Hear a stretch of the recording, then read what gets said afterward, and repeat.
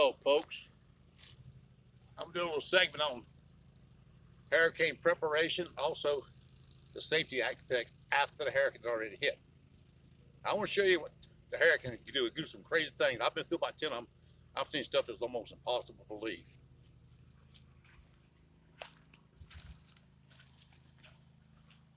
This is my neighbor's boat lives right there. He stays in Louisiana. You know, he sees them turned upside down on top of the other boat. That hurricane blew that thumb gun all the way over here and it was laying right there. I turned over because it was full of water. Had to fill it with water, probably would have wound up out that lake somewhere and sunk. But that's pretty weird. They can make its way through all the trees, tumbling like it did probably.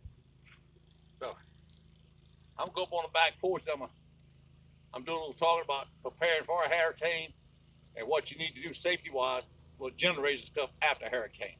So I'll see y'all up on the porch. Okay, folks, we're gonna do a little talking about preparing for a hurricane and things you need to do after a hurricane as far as with generator and stuff. Now, I'm not an expert, don't get me wrong, but I've been through 10 hurricanes in my life. Then my wife lost everything we had down in Pastor Shandu and Camille was an eye of it. Then when we lived in the Alabama line, Helena tore our butts up pretty good. It tore half the roof off and blew my brick column down on my house. The carport sagged down. And then Frederick, we went down and stayed with my mother-in-law and father-in-law because they wouldn't come up here. I tried to get them to come up here, so we had to go down and stay with them. That was Katrina. But that was Katrina. But I've been through enough of them. I pretty well know what you need to do. Okay. Okay, my son's going to go down to that end, and I'm going to come that way and explain stuff to you. Mm-hmm.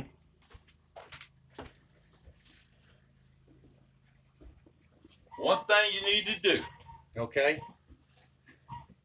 Don't leave nothing loose that can blow around or break your windows or anything like that. All the stuff you see set out is stuff I put back out after the hurricane.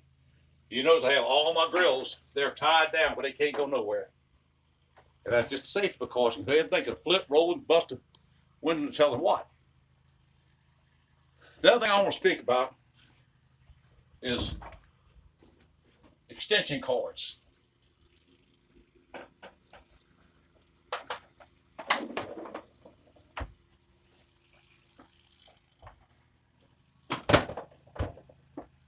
I've seen more than one person going to a different place to buy an extension cord. They buy a little 16 gauge, 100-foot extension cord. They plan on running a deep freeze, refrigerator, and all this with the generator out in their shed.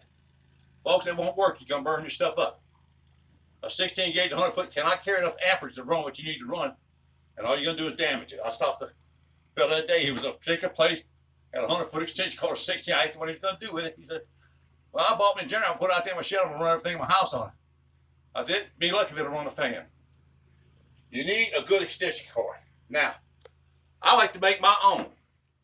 If you happen to have any 12-2 at ground laying around you ain't got no use for, go down and buy your fittings and make your own. Make some 50 footers or whatever. Make sure your fittings are rated for 20 amps. That way you know you're going to be safe, because a refrigerator, starting amps on a refrigerator is 15 amps, okay? Runs on about 8. Now, deep freeze, don't take about 6 or 8 to start it up. It burns very little, maybe 4 inches while it's running. But you need to know all these things so you know how big a generator you got to have and what you got to do, okay? Now, normally what I do, I'll run this to that window right there going to the utility room. This is going to be going in, hook my deep freeze, refrigerators, all that, because I got 4 deep freezers and 3 refrigerators, okay? Now, I got a smaller generator that I run another piece of that 12-2 with ground, that window right there, and I like this here because it's flat. If you turn it flat ways, that window just might come down, won't have much of a crack, but you got to be very leery of carbon monoxide. It'll kill you in a heartbeat. The really safe way to do it is go buy you a carbon monoxide monitor. They're only like $11 or $12, and put it like in the living room if you're going to be in the living room. Another thing is, when you run your cord in there, take and put a piece of thin foam rubber for the window to close down on. If you ain't got a piece of foam rubber, use a hand towel. They close down on it. Anything to seal that window Even though you got the generator outside, the wind's blowing in the right direction, it can't blow that carbon monoxide inside your house.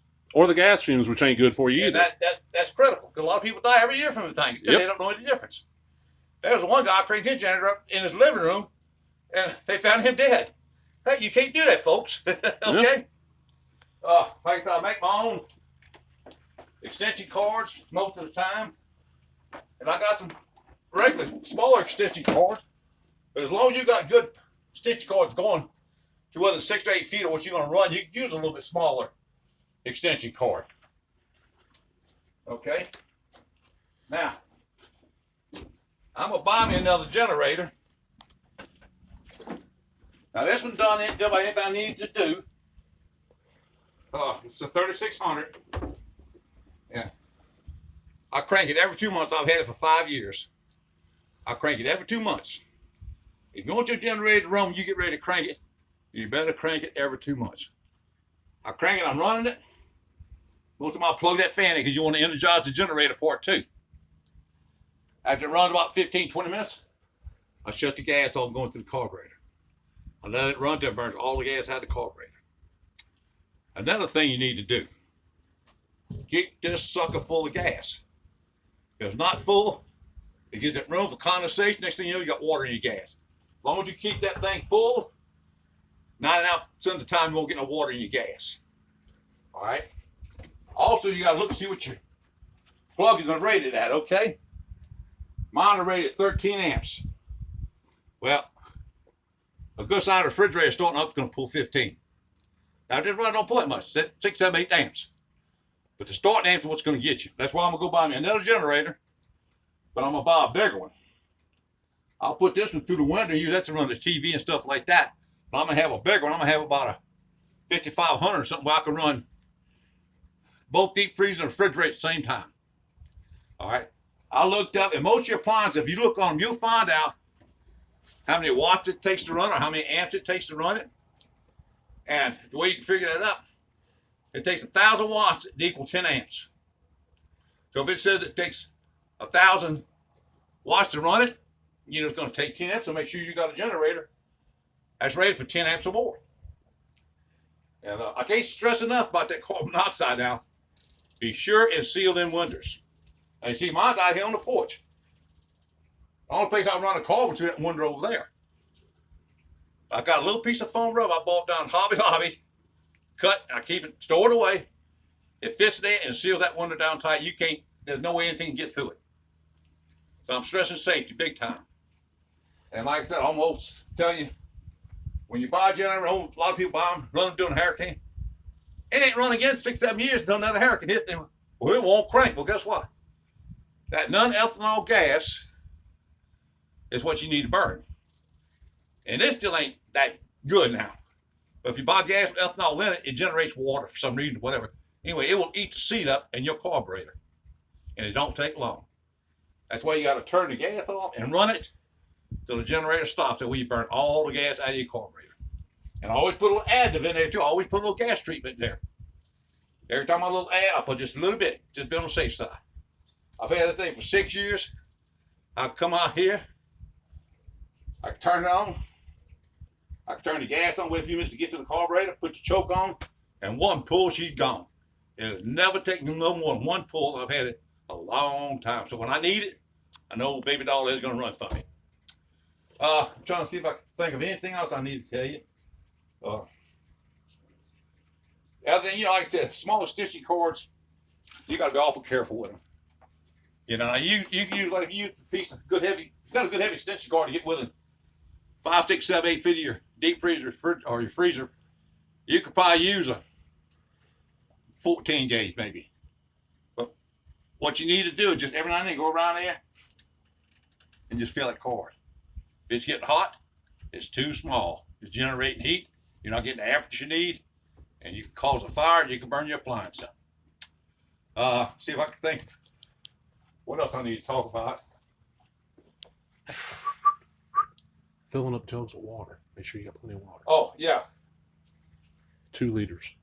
We're pretty lucky up here because we live on a lake. So I go down, I get 5-gallon buckets of water, bring it up here to flush the commodes with. But my wife used to drink them 3 little Dr. Peppers. And we get about 15 of them. We rinse them out real good, and we fill them up. That's gonna be our drinking water.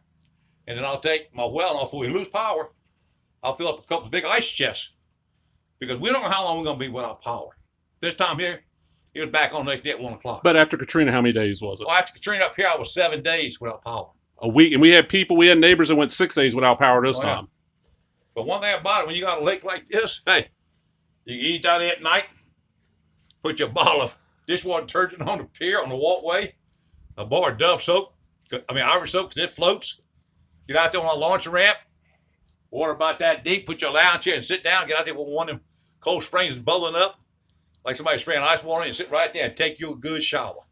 After Katrina, that felt so good every evening when I would go out there after dark and take me a shower in that lake. Now, my wife, she was down on the coast. She didn't have that luxury. She stayed down there with her mom and daddy. And I went down and got them. About 8 or 9 days later, when we got power, I went down and got them, brought them up here so they'd be in air conditioning. But just kind of use your head and don't panic. And if you live where you can sure enough get affected by the hurricane, get the hell out. Whatever you've got ain't worth losing your life over. Let me tell you what, if you could have seen Pascal Chan the next morning after Camille come through, it looked like an atomic bomb dropped on that town. A lot of people got killed. Everybody talked about how bad Katrina was. It was. But what was bad about it, it was so wide. Where Camille was a very narrow storm. From the eye west, probably didn't go no more than 20 miles, 25 miles. All right, to the east, it went to Biloxi, but it still wasn't that much damage. Right down Pascal Chan, we had over 300-mile-an-hour winds because it broke the gauge on the sailboat that was up in the middle of town. And also, there was a 30-foot tidal wave come in. And it looked like somebody dropped a bomb. There was just debris pile everywhere. I couldn't even tell what the road was. Now, my family, they spent the night at the Catholic church about no more than a quarter of a mile from where I wound up staying. I wound up staying in the county building. I was out in the police car trying to get people to get out and everything like that. And the winds got so high, I had to abandon the police car. And I went over there, and the next morning, daylight, I tried to go down there to see my wife and my family was all right. And it took me an hour and a half to get down no more than a quarter mile away, climbing over debris and stuff. And I could see bodies in the debris and stuff like that. It was horrible. And that's why we live up here now, me and the wife. Had to go over to Texas for a few years to work over there. And she said, you know what? She says, we get back, I don't want to live down there on the coast anymore. I said, okay, we'll find a place to live. Well, I had a place out on Toledo Bend. She didn't want to live there because it was out in the boonies. So we happened to come up here. We've got good friends live up here. And found out this place was for sale, and I bought it just like that. And I don't regret it because it is beautiful up here. It's good fishing. And you might get a little wind and stuff. You're not going to be like when you're down on the coast. One of the main reasons we left the coast, too, is the darn insurance was so high. I mean, you still pay $4,000 plus for insurance every year. That'll get into your pocketbook pretty good. And I can understand insurance company had to put a lot of money. But we getting by with a sixth of what we was paying down there here. You know? Well, folks, that's about all I can think of. If you have any questions or anything, just send me a little message and I'll see if I can't answer it for you. And I'm saying, adios, see you later, and remember this. Life is short, but death is forever. See you later, folks.